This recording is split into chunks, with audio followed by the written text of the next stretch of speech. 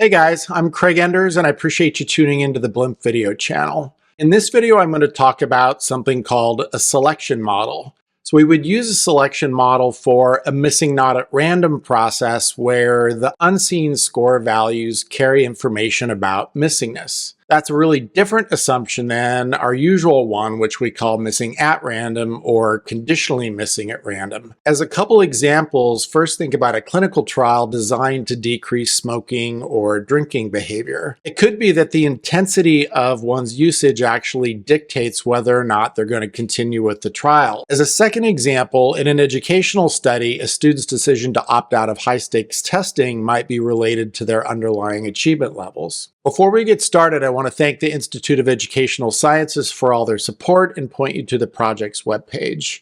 You can download Blimp from the same website. I have a pair of videos on missing not at random analyses, one for the selection model and one for the pattern mixture model.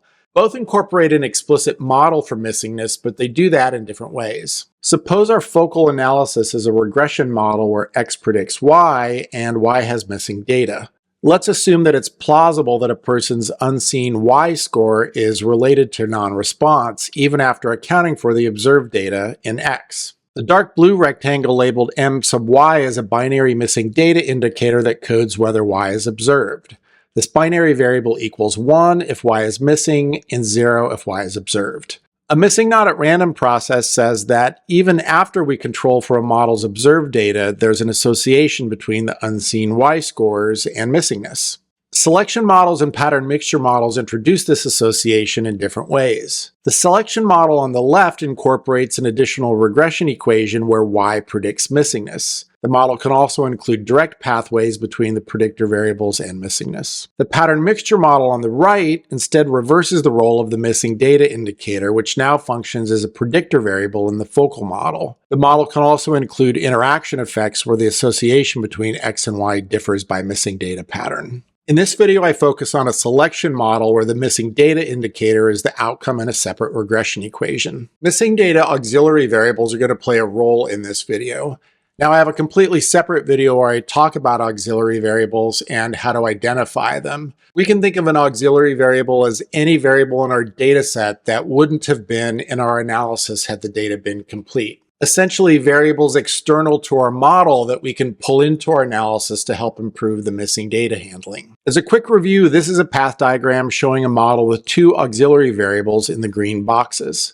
First, notice that the auxiliary variables are predicted by all four of the analysis variables. The second important feature is that the auxiliary variables are connected to each other with a regression. So you can see that the first auxiliary variable predicts the second. The order doesn't matter here, and we could also have the second predicting the first. Because everything is estimated simultaneously, the incomplete variables in the analysis can borrow from the auxiliary variables via these regressions. The basic idea is that we can make our default missing at random assumption more plausible by expanding the range of observed data that we're using in our analysis. Again, our default assumption is that the unseen score values carry no information about missingness. Essentially, everything that we need to know about reconstructing the missing data is contained within the observed scores in our analysis. A missing not at random process, on the other hand, says that the unseen score values do carry information about the missing data. We're going to incorporate that association by adding an extra regression equation where the missing data indicator is the dependent variable.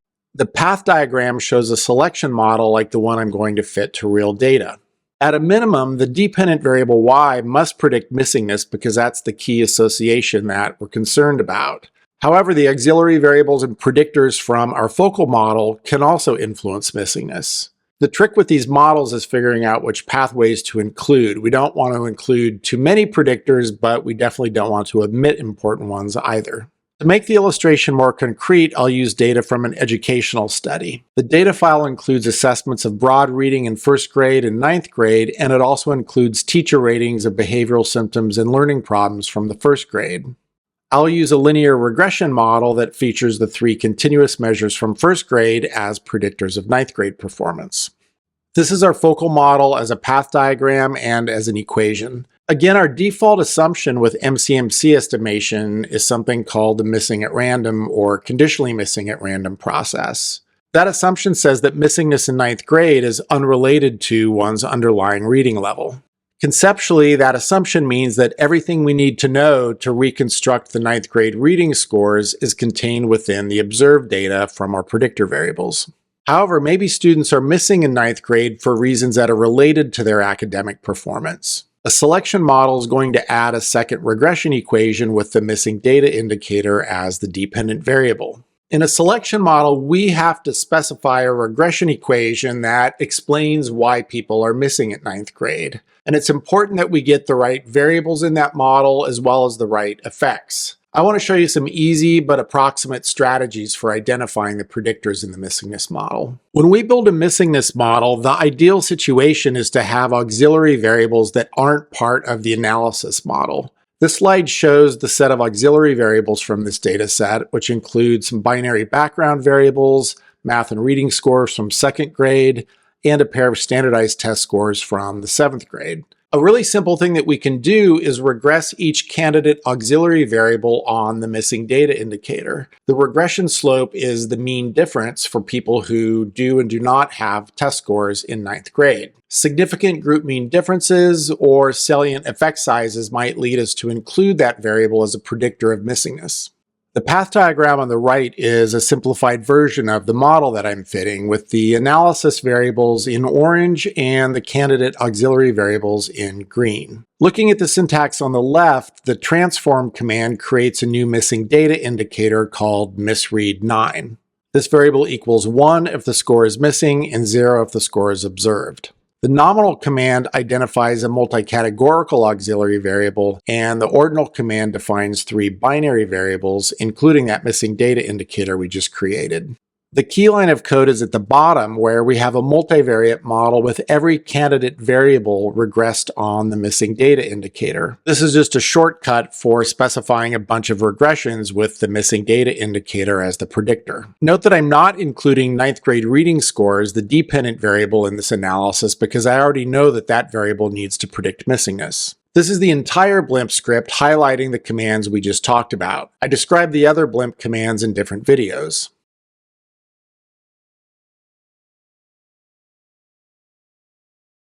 This is the regression summary table for the behavioral symptoms variable, which is actually one of the predictors in my focal model. The slope coefficient says that students with missing data in ninth grade are about 7 3/4 of a point higher on this variable than the students with observed data. This difference is statistically significant, but I don't want to take the p-values too seriously because the test will lack power when the groups are very unbalanced. We might want to adopt something more conservative like 0.10 as a cutoff so we can identify any sources of signal. I really want to pay close attention to the effect sizes, and the R-squared statistic of 0.06 tells me that this variable might be a salient predictor of missingness.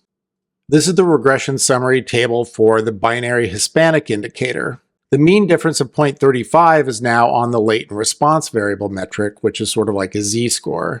The group difference is not significant, and the R-square effect size is noticeably smaller. This table summarizes the R-square effect sizes and p-values for each bivariate association. I highlight the ones that are significant. Only one of the risk group comparisons was statistically significant, but I want to keep these variables together as a set. The summary so far is that we have 2 predictor variables from our focal model and 2 auxiliary variables that might be good predictors of missingness. One of the really important goals with selection models, though, is to minimize the amount of overlap between the focal model predictors and the missingness model predictors. In an ideal world, I'd like to have completely different predictors in the focal model and the missingness model, because the more those two overlap, the more the model sort of slips towards non-identification. In this example, I'd rather not use both of the predictors from my focal model in the missingness model. I'm going to put all 4 of those variables in a logistic regression model so I can see which ones uniquely contribute to missingness.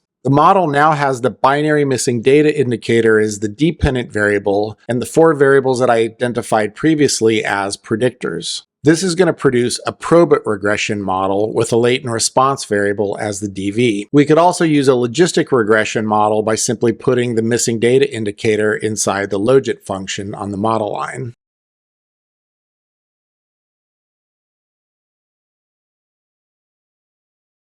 The key finding here is that the behavioral symptoms predictor isn't necessary because its unique contribution is non-significant once we account for learning problems. Including just one of the predictors from my focal model and the missingness model is going to help identification. Now that we've done the preliminary legwork to identify possible predictors for our missingness model, I'm going to start building models in a stepwise fashion. I'm going to demonstrate a series of models that make different assumptions about the missing data process. We can view this suite of models as a sensitivity analysis where the goal is to figure out whether our substantive conclusions are stable across different assumptions about the missing data. The first model includes just the 4 variables from my focal regression. This model makes the default missing at random assumption where all of the reasons for missingness are contained within the observed data. The second model adds the 2 auxiliary variables. All we need to do to fit this model is list the 2 auxiliary variables to the left of the tilde and then list our focal model variables to the right. I described this auxiliary variable model in a different video.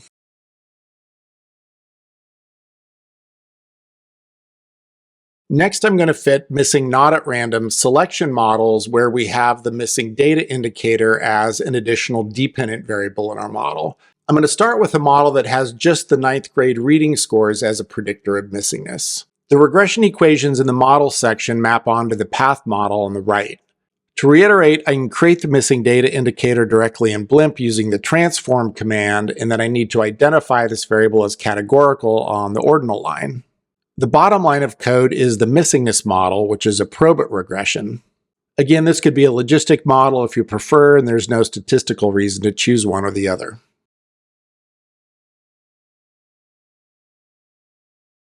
Selection models are weakly identified from the observed data, so it's really important that we look at diagnostic information to see whether MCMC is producing reasonable estimates with good support from the data. In particular, I want to be on the lookout for symptoms of overfitting. I describe MCMC diagnostics in a different video, so I'm just going to hit the highlights here.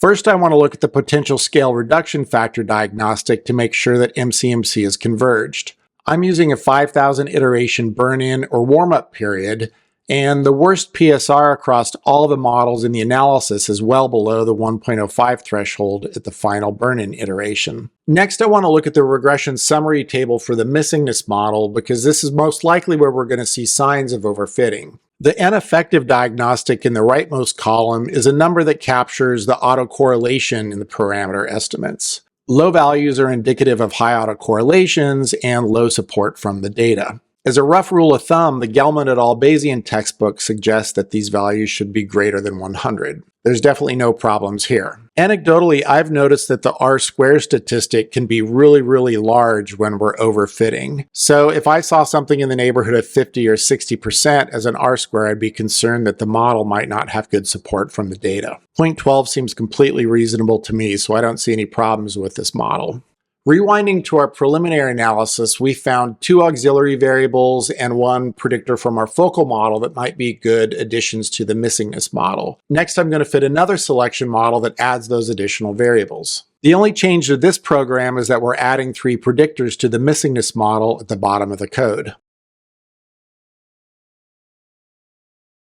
Again, it's really important to examine MCMC diagnostics. The worst potential scale reduction factor diagnostic across all of the various model parameters was well below the accepted cutoff of 1.05. From this, I can conclude that MCMC is converged. This is the regression summary table from the updated missingness model. We want to look at the N-effective values in the rightmost column to make sure that those diagnostic values are all pretty large, at least over the 100 cutoff suggested by the Gelman book. Large values like these mean that the model has good support from the data. Finally, looking at the R-square statistic, it went up quite a bit with the addition of these new predictors, but I don't think it's so high that we would be concerned. Again, values of 0.50, 0.60, 0.70 would concern me. In order for the selection model to reduce or eliminate non-response bias, our missingness model has to be at least approximately correct. So that means that we have to have the right variables in there, but to some degree we also have to have the right effects in our model. Next, I'm going to expand the model by including two-way interaction effects. The bottom line of the model section adds interactions between ninth grade reading and other predictors to reflect the possibility that the association with missingness is moderated by these other variables.